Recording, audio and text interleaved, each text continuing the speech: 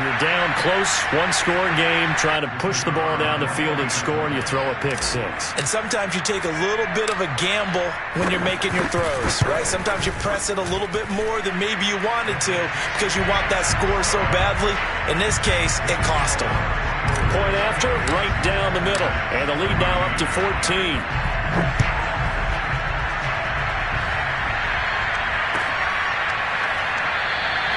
And no effort to bring this one out. It's a touchback. At their own 25-yard line.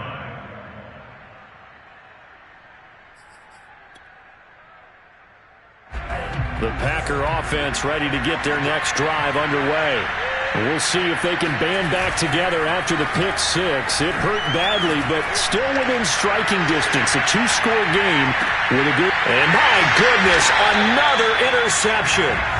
Picked off by Pat Surtain. And the Broncos will take over here at their own 12-yard line. Lock and the Broncos going to come up 1st and 10 at their own 12-yard line.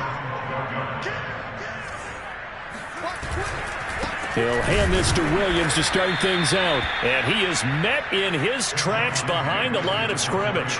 He'll lose a yard there, and it's 2nd and 11. Got to figure now, after getting that turnover, they're just going to be happy to keep the ball on the ground, right? This is where covering the football, taking care of the ball, all the ball security terms that have ever been used, they come into play for the guys on offense right now. Just take care of it, and they've got a good chance of ending up winning this game.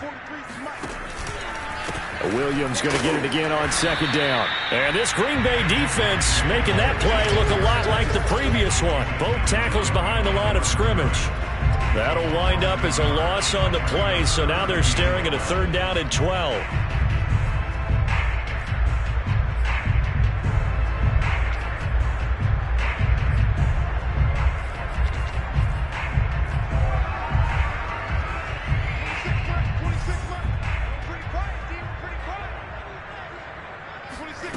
Throwing now is Locke.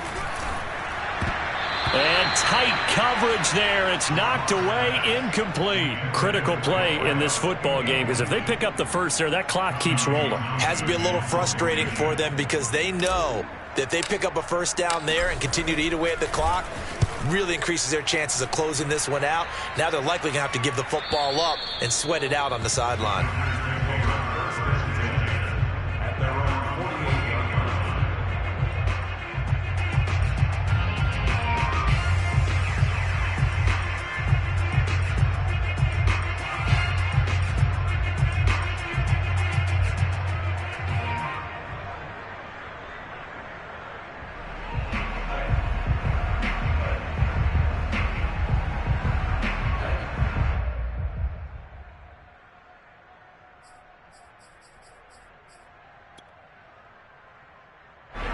The Packer offense ready to get their next drive underway. Their defense was able to force the punt. That's the good news. But this is still a two-score game, and they need points on this drive and in a relatively quick manner. Throwing to start the drive, but that one incomplete. Well, we've talked about it, CD, but it bears repeating. They are struggling to throw the football. All the interceptions and more incompletions. It just doesn't look like things are in sync out there. I would agree with that, and it's not a good day when you feel like an incomplete pass is almost a win for you because it wasn't intercepted. I think the receivers now, when they're running their routes, they want to catch the ball, but they also want to make sure that the defenders don't take it away. Now a pass hauled in downfield. He's going to go out of bounds, but he takes this one down just shy of the 20. Clock management definitely critical here if they want to get back in this game. Absolutely agreed. They have to up the tempo in this case, down a couple of scores. Want to make sure they have a chance to win this ball game. Jordan Love ready on 1st down here. He'll dump this down to Dillon. It's complete. So give him 5 yards there on the pitch and catch, and it'll bring up a 2nd down. To the air again, Love. Eluding the pressure right. He hauls it in. Valdez-Scantling for the Packers touchdown. Marquez Valdez-Scantling. His 5th touchdown now on the year. And the Packers have made it a one-score game again here in the 4th. And now remember, all touchdowns are reviewed, and in a tight game like this, they're going to take a good long look at it. Extra point right down the middle. And now things get a bit more interesting here in this fourth quarter.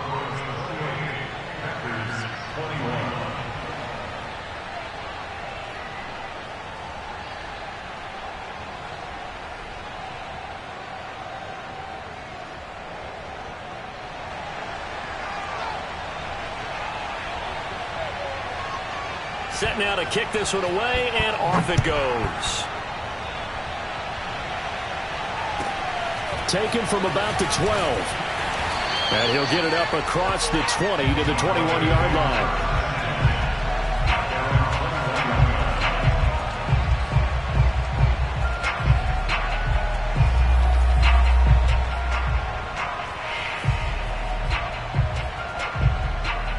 Denver offense at the line, ready to go.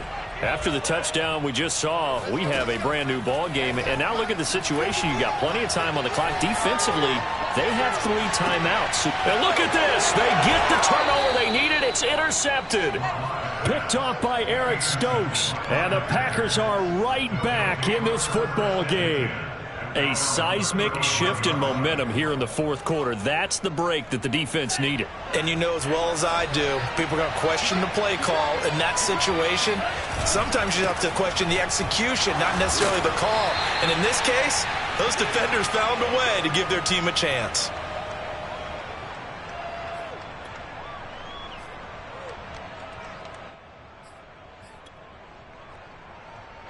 So it's Packer football here as we welcome you back. They come up on a second down now in a game that looks like it's going to go down to the wire. On 2nd and 7, Love. And this throw incomplete. Now the defender all over him that time, but it's going to lead to 3rd down. Now we're in the situation where the quarterback's got to take full charge of his huddle. Got to totally command it, make sure all eyes are on him. All focus is locked in. Going to call multiple plays and go over different situations and scenarios to make sure everyone is on the same page. And he is going to have a Packers first down as they're able to get the 3rd down conversion. Now Love.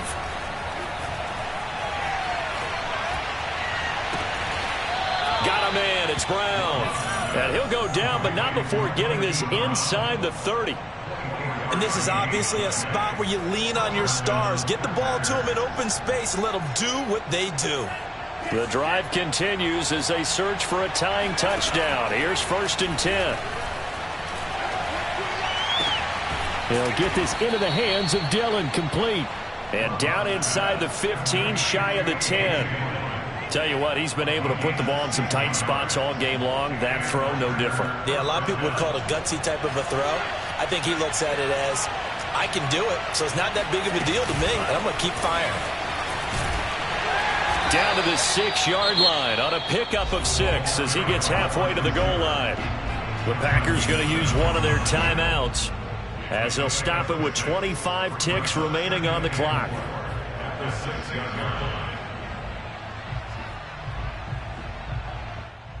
Second and 4. They could still get a first down without scoring.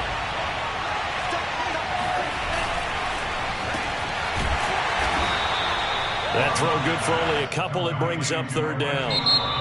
Now the Packers going to go ahead and use the second of their timeouts as the clock will stop with 18 seconds remaining.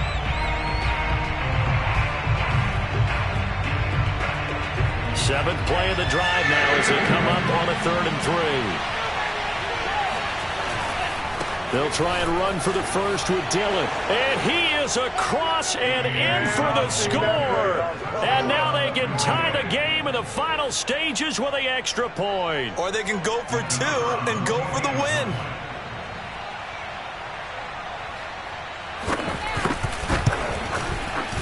Don't forget the extra point. It's up and good. And we may very well be headed to overtime.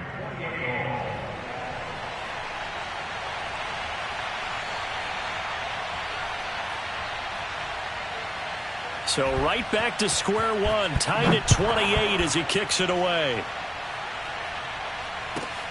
This is taken just shy of the 10. And he returns this to the 22.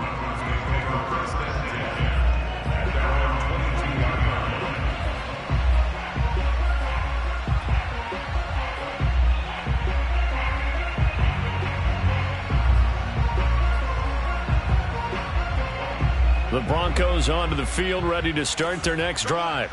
They have a little bit of time here to get into field goal range. Not much. In a tie game, you don't want to do anything crazy, right? I agree with you on that. Now the pressure comes and he goes down. Just inside the 10, back at the 9.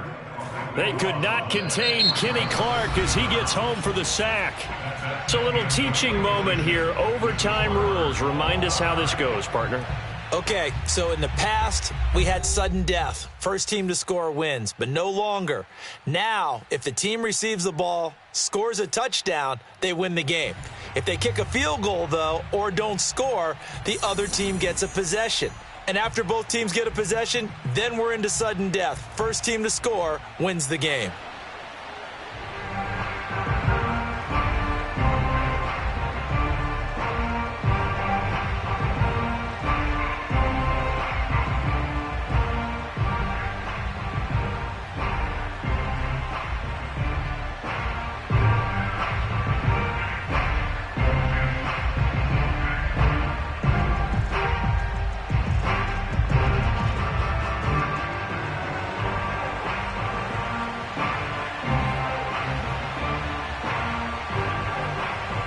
So we're right back where we started, all even as the kick's away.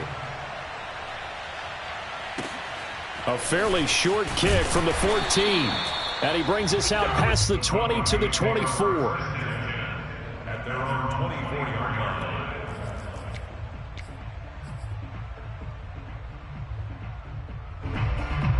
Denver offense at the line, ready to go. They control their own destiny here. They have the football in overtime. Obviously, a touchdown would win it. And I think teams around the league are still adjusting to the idea of going downfield, scoring a touchdown wins the game, because they were used to just going downfield and trying to get in field goal range to win a game. Still having to make that transition. Let's face it now, the ones who are doing it best know they need to go down, attack, put the ball in the end zone, and not leave it up to a field goal and give the other team a chance. Yeah, as we said, they control their own destiny now. On 2nd and a yard, Locke. They'll set up the screen. This is Williams. And he'll bring it up here to right at the 40-yard line.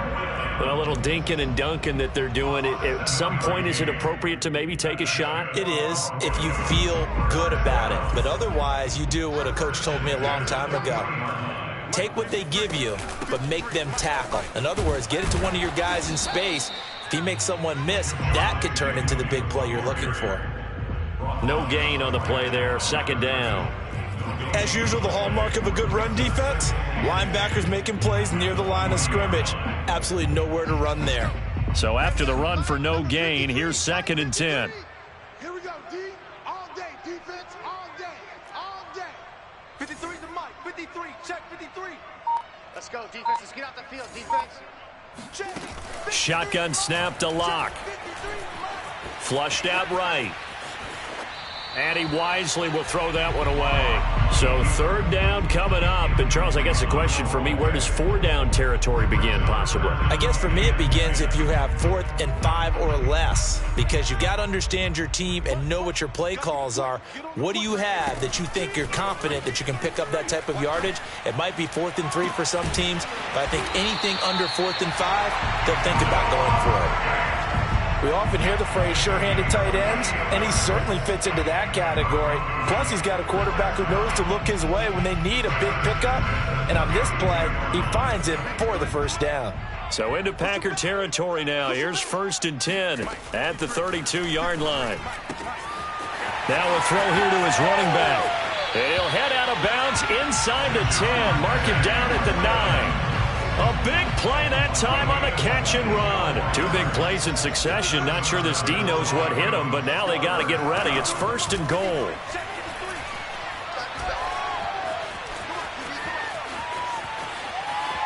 And it looks like he'll be just a yard shy of the 5 here as he's out at the 6.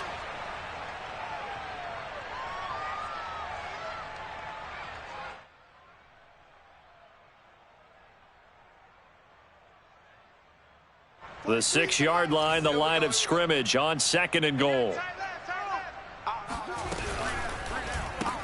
Sutton reeling it in on the left side. And he's into the end zone for the touchdown and the game winner in OT. A lot of scoring. There's no doubt about that in this one, Charles. Points, they were not in the preview. They were pretty easy to come by. They were, but it was fun, wasn't it? Because both teams finding ways to click. And you know people who love this game, they also love baseball games that are 14-11 with 3 or 4 home runs mixed in.